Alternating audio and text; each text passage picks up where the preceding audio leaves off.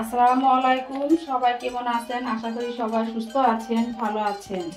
আজকে আমি মিষ্টি কুমড়া শাক দিয়ে মাছের ঝোল রান্না করব, সেটাই আপনাদের মাঝে শেয়ার করব। আশা করছি আপনাদের কাছে ভালো লাগবে। এখানে আমি মিষ্টি কুমড়া শাক কেটে বেছে ধুয়ে খুব সুন্দরভাবে পরিষ্কার করে নিয়েছি। শাকগুলো খুবই টাটকা ফ্রেশ, সকালবেলা বাজার থেকে নিয়ে আসা হয়েছে।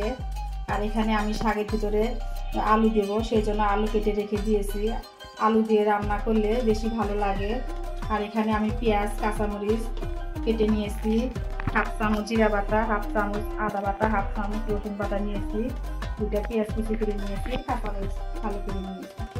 আর এখানে আমি মাছ কেটে ধুয়ে, মাছটাও কিন্তু একদম ফ্রেশ, সকালবেলা বাজার থেকে নিয়ে এসেছে। মাছটা আমি কেটে ধুয়ে হলুদ মরিচ লবণ দিয়ে এখানে মাখিয়ে রেখেছি। আর আমি এদিকে প্যানে বসিয়ে দিয়েছি, প্যানের পরিমাণ মতো তেল দিয়েছি, তেলটা গরম হয়ে গিয়েছে। এখন আমি মাছগুলো ভেজে নেব।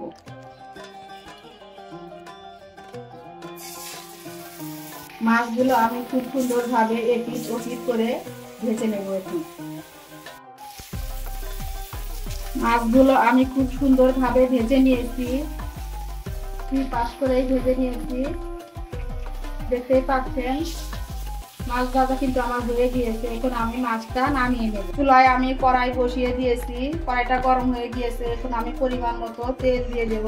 মিষ্টি কুমড়া শাকের রান্নায় একটু তেলের পরিমাণটা বেশি লাগে, যেহেতু মিষ্টি কুমড়ার শাকটা একটু খসখসে টাইপের, এই জন্য তেলের পরিমাণটা একটু বেশি দিতে হয়। পেঁয়াজ কাঁচামরিচটা ভেজে নিয়েছি, অনেকটা নরম হয়ে এসেছে, আর ভাজা লাগবে না। এই পর্যায়ে আমি দিয়ে দেব আদা রসুন আর জিরা বাটা সব একসাথে করে দিয়ে দিলাম, দিয়ে একটু নেড়ে চেড়ে ভেজে নেব। এতে করে আদা রসুনের কাঁচা গন্ধটা থাকবে না।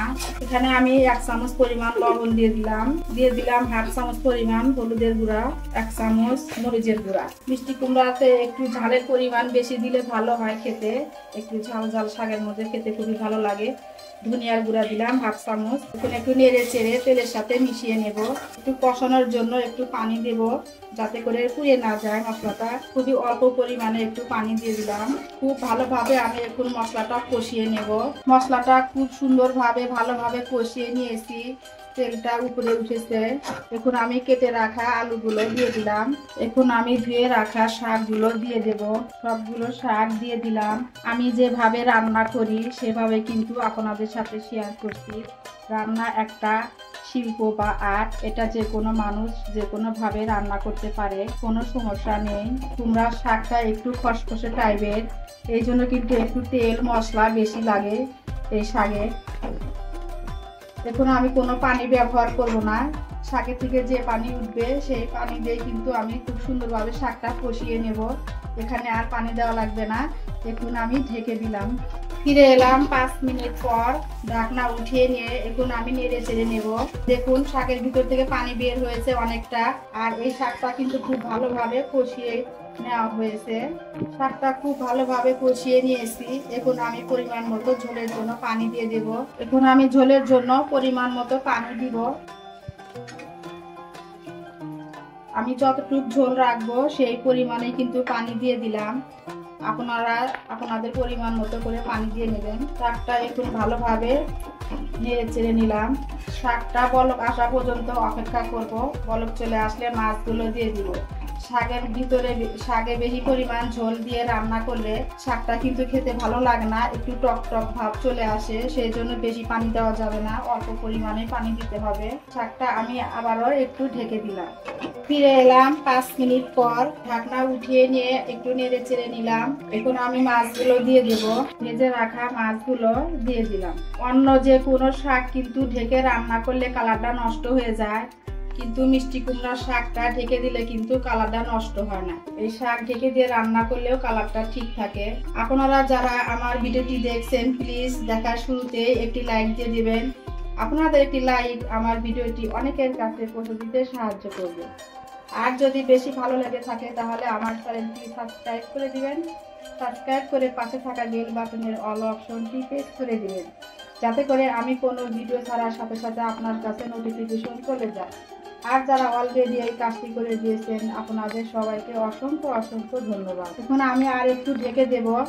দিয়ে রান্নাটা করে নেব। ফিরে এলাম 5 মিনিট পর। রান্নাটা হয়ে গিয়েছে, ঝোলটা শুকিয়ে গিয়েছে।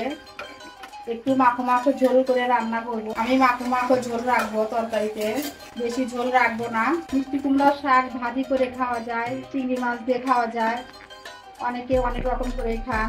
আজকে আমি প্রথম তেলাপিয়া মাছ দিয়ে মাছের ঝোল রান্না করলাম। তরকারি কালারটা কিন্তু খুব সুন্দর হয়েছে, মাশাআল্লাহ।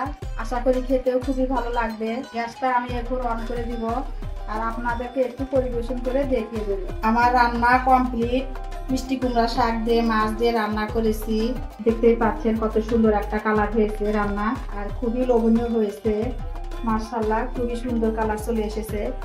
তো যে আপুরা মিষ্টি কুমড়া শাক খান না, এইভাবে কিন্তু যে আপুরা মিষ্টি কুমড়া শাক খেতে পছন্দ করেন না, এইভাবে মাছ দিয়ে মিষ্টি কুমড়া শাক রান্না করলে খেতে কিন্তু দারুণ লাগে, একদম দুর্দান্ত খেতে লাগে।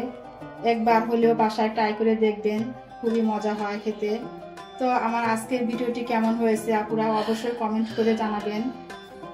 আজ এখানেই বিদায় নিচ্ছি, পরবর্তী ভিডিও দেখার আমন্ত্রণ রইল। আল্লাহ হাফেজ, আসসালামু আলাইকুম।